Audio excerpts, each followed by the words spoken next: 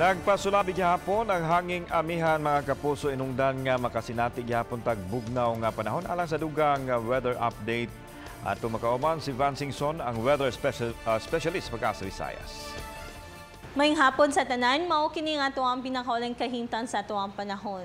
Naghapon tay northeast monsoon o hanging amihan nga may nakapekta karon dinhi sa Luzon ug sa Visayas.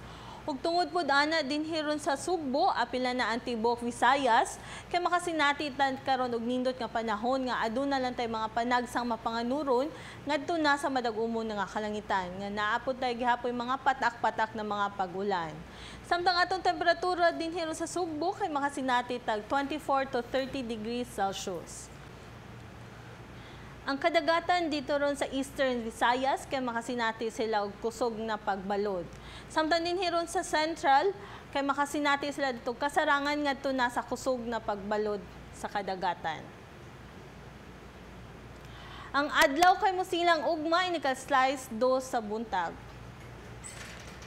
Ug para sa mga dugang updates, ato lang i-follow ang atong mga social media accounts ug ang ato ang website.